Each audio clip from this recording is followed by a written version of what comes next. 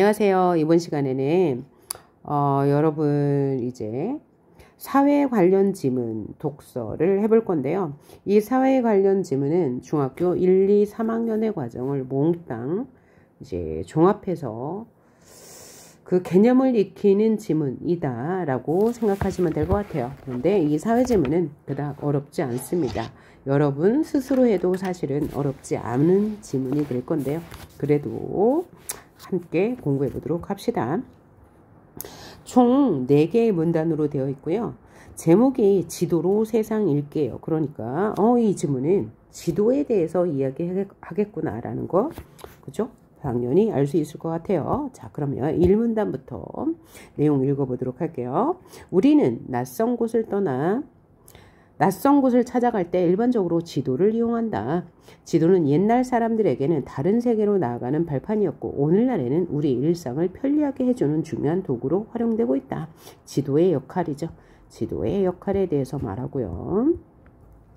또 지도란 지구 표면의 전체 또는 일부를 약속된 기호나 문자로 사용하여 일정한 비율로 줄여서 평면상에 나타낸 것을 지도라고 한대요. 지도에는 여러 가지 다양한 정보가 담겨 있는데 국가나 지역의 위치뿐만 아니라 산지, 평야, 하천과 같은 자연 환경의 분포를 보여준다. 그러면 자연 환경이란 산지, 평야, 하천을 말하는 거고요. 이러한 분포를 알려준대요. 분포라는 것은 일정한 범위에 얼만큼 흩어져 있냐라는 정도를 말하는 거고요. 이런 것을 표시하는 동시에 도시, 산업, 인구 등 다양한 인문 환경의 특성도 표현되어 있다. 그럼 인문 환경이라는 것은 도시, 산업, 인구를 말하는 거죠. 그래서 우리는 어떤 지역에 직접 가지 않고도 지도를 통해서 그 지역의 자연환경과 인문환경의 특성을 한눈에 파악할 수 있다. 이처럼 지도에 담겨있는 정보를 읽어 그 지역의 특징을 알아내는 것도 지도 읽기라고 한다. 그럼 1문단 정리해봐요. 뭐의 개념? 지도의 개념에 대해서 설명하고 있네요. 지구 표면 전체 또는 일부를 약속된 기호나 문자를 사용하여 일정한 비율로 줄이는 것. 이것을 뭐라고 그래요? 축척이라고 합니다. 일정한 비율로 줄이는 것, 축척이라고 하죠. 평면상에 나타나는 것으로 자연환경과 환경에 대한 정보를 담고 있는 것, 이것이 지도이고 지도의 역할에 대해서 말하고 있습니다. 그럼 2문단 읽어보도록 합니다. 지도는 축척의 비율에 따라, 아까 축척은 뭐예요? 지구 표면의 전체 혹은 일부를 기호나 문자를 사용해서 일정한 비율로 줄인 것, 이것을 축척이라고 했잖아요. 축척의 비율에 따라 대축척 지도와 소축척 지도로 구분할 수 있다라고 했어요. 그래서 지도는 비율에 따라 대축척, 소축척 지도로 구분한다. 자, 지표상의 실제 거리를 일정한 비율로 줄인 것을 축척이라고 하는데, 대축척 지도는 정보 구분하기 위해서 색깔로 표시해 볼게요. 대축척 지도는 축소율을 5만 분의 1 내외로 하여 좁은 지역을 상세하게 표현한 지도를 뭐라고 한다고요? 대축척 지도라고 하고요. 이러한 대축척 지도에는 지하철역, 주변 안내도, 학교 안내도 등이 있고, 소축척 지도는 축소율을 100만 분의 1 내외로 하여 넓은 지역을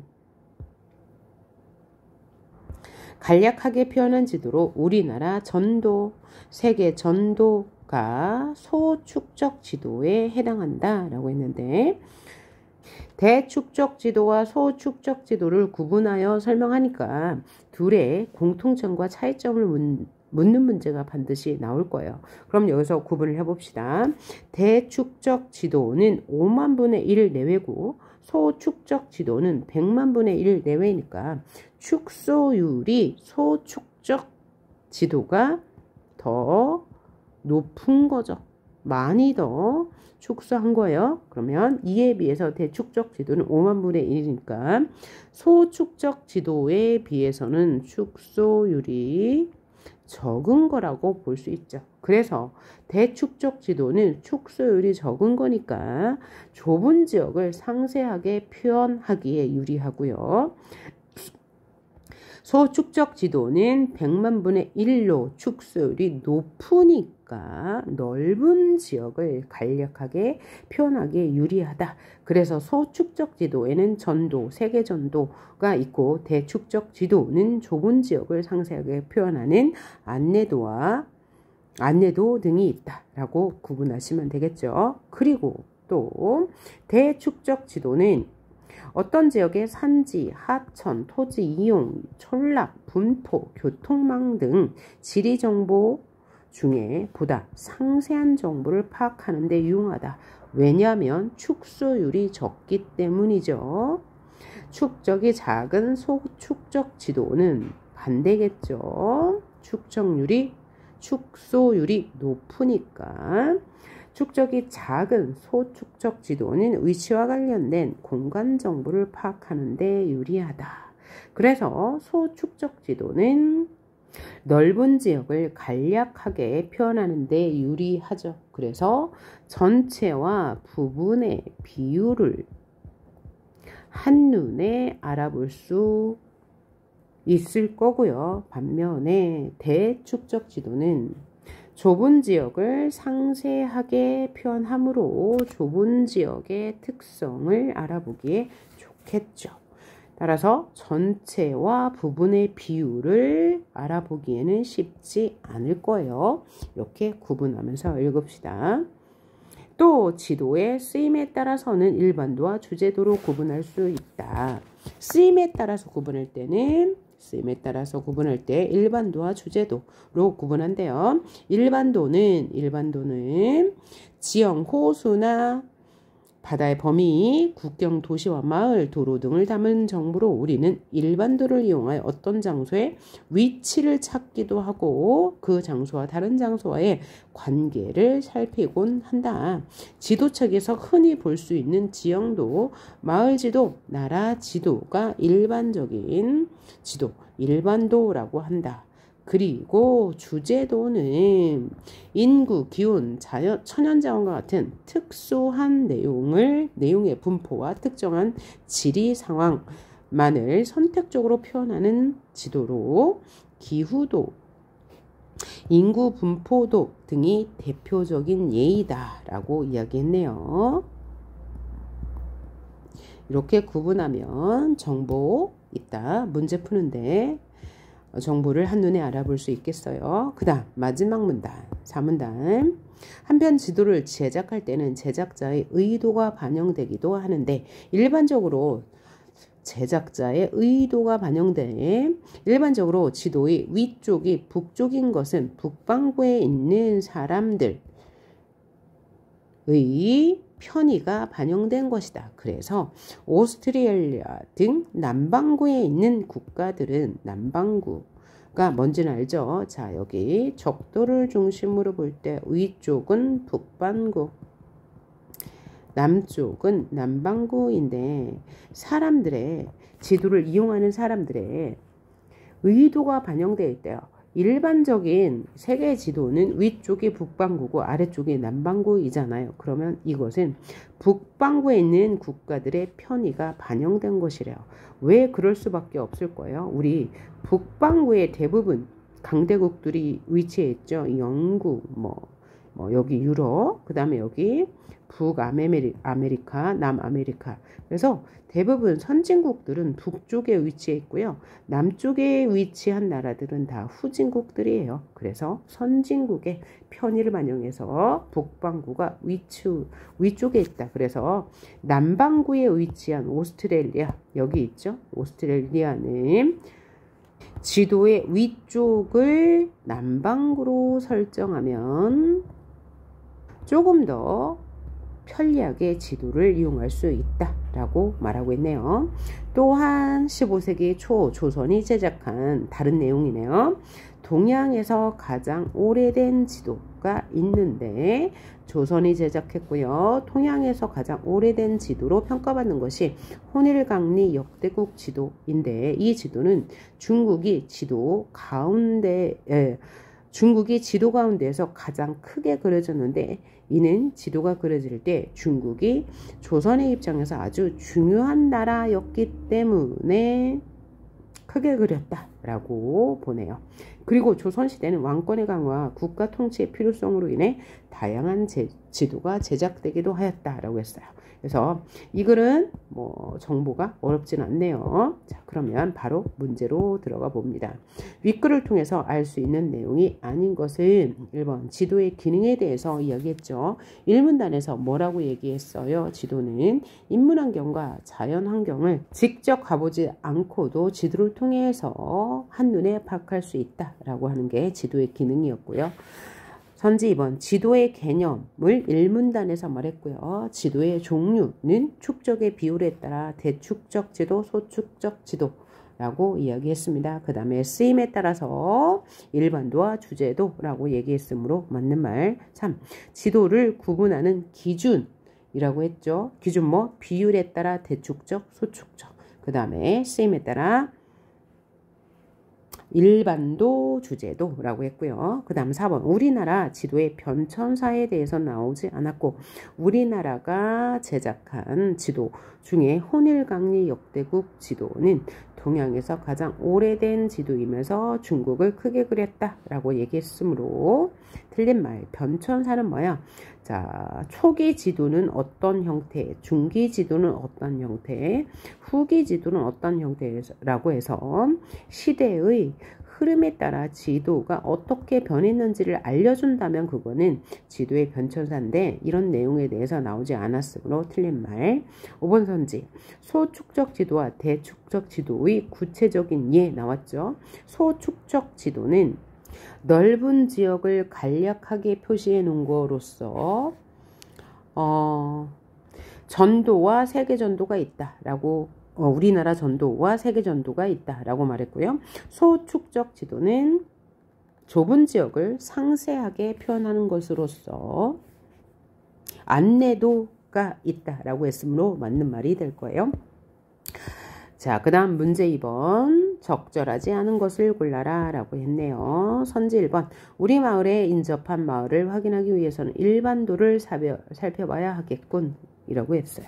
그러면 일반도는 3문단에서 말했죠. 지형, 호수, 바다의 범위, 국경, 도시, 마을을 담았다 라고 했으니까 우리 마을에 인접한 마을은 일반도에 있겠네요. 선지 2번. 석유 생산국의 분포를 확인하기 위해서는 이와 관련된 주제도. 그쵸? 맞네요. 주제도란 자, 인구, 기온, 천연자원과 같은 특수한 내용의 분포와 특정 지리 현상을 담은 것이라고 했으므로요. 선지 3번. 지도에는 다양한 인문 환경에 담겨 있어 지도 제작 당시의 지역 상황을 파악할 수 있죠. 1문단에서 말했습니다. 그 다음 4번. 특정 나라가 위치한 공간 정보를 알고 싶을 땐 소축적 지도보다 대축적 지도를 이용해야 되겠다라고 했는데 자, 소축적 지도는 축소율이 높은 것으로서 세계 전도, 우리나라 전도 등이 포함되면서 이것은 전체에 대한 부분의 비율 혹은 위치를 알기에 적절한 것이라고 했죠. 그래서 특정 나라가 위치한 공간 정보는 세계 전도를 통해서 알 수 있는데 이 세계 전도는 대축적 지도보다는 소축적 지도를 이용하는 것이 좋겠죠. 그래서 틀린 말. 5번. 남반구에 있는 나라에서 제작한 지도는 일반적인 지도와 달리 지도의 위쪽이 남쪽일 수도 있겠다고 편의에 따라서 그렇게 제작할 수 있겠다고 말을 했습니다. 4문단에서 언급한 내용이고요. 그 다음 3번 문제 볼게요. 윗글을 바탕으로 보기를 이해한 내용으로 적절하지 않은 것은 이라고 했는데 두 개의 지도가 나와 있어요. 그러면 가지도는 소축적 지도일까요? 대축적 지도일까요? 바로 가지도는 대축적 지도일 거죠. 왜냐하면 대축적 지도는 축소율이 낮은 것이라고 했고요. 또 좁은 지역을 상세하게 표현하기에 좋다라고 했으므로 맞는 말일 거예요. 좁은 지역에 뭐 지형이나 뭐 또 호수나 바다의 범위 이런 것을 나타나기에 좋겠죠. 그러므로 여기는 지금 석탄동이 있고 뭐 만경강 제방이 있고 또 백구리가 있고 그러니까 얘는 뭐요? 일반도와 주제도 중에서는 어디에 해당하는 거예요? 일반도에 해당하네요. 일반도에는 뭐 지형이나 호수의 범위 뭐 이런 게 나타나 있다고 했고요. 대축적 지도는 좁은 지역을 상세하게 나타났다고 했으므로 가지도는 대축적 지도이면서 축적 비율에 따라서는 그다음에 쓰임에 따라서는 일반도가 될 거고요. 그럼 나지도는 뭐가 될 거예요? 우리나라 전도가 나타나 있으므로 소축적 지도라고 할 수 있죠. 소축적 지도는 전체에 대한 부분의 비율을 알기 쉽다고 이야기했고요. 축소율이 높다고 얘기했죠. 그리고 내용을 상세히 보니까요. 뭐에 대해서 나와 있어요? 강수량과 기온에 대해서 나와 있으니까 기온과 강수량은 뭐에 해당돼요? 일반도에 해당해요. 주제도에 해당해요. 주제도에 해당하네요. 라고 파악하시면 문제를 풀 수 있겠네요. 그럼 적절하지 않은 것을 골라봐라 라고 했습니다. 자, 1번 볼게요. 가는 어떤 장소의 위치나 장소들 사이의 관계를 살펴보는데 유용하다라고 했는데 자, 이게 바로 대축적 지도의 특징이죠. 왜요? 좁은 지역을 자세하게 표현했고요. 또 하나는 일반도의 특징이기도 해요. 지형이나 호수, 바다의 범위 등을 나타냈으니까요.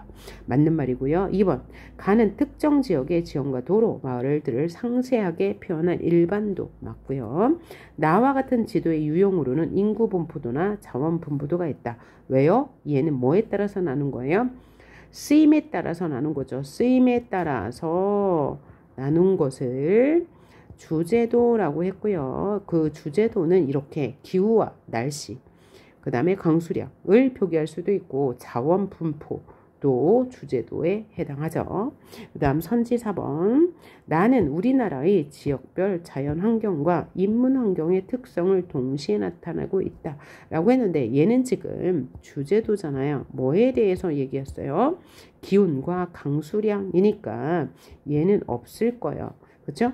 그러면 자연환경과 인문환경의 특성을 동시에 보여주는 건 뭐예요? 주제도가 아니고 일반도이므로 얘는 틀린 말. 5번 가는 좁은 지역을 표현한 대축적 지도, 나는 넓은 지역을 표현한 소축적 지도이다 라고 하면 맞는 말이 되겠네요. 자, 그래서 우리 이번 시간에는 지도의 특성과 의의에 대해서 알아봤습니다. 예. 그러면 다음 시간에 위치와 생활에 대해서 공부해 보도록 합니다. 수고하셨습니다.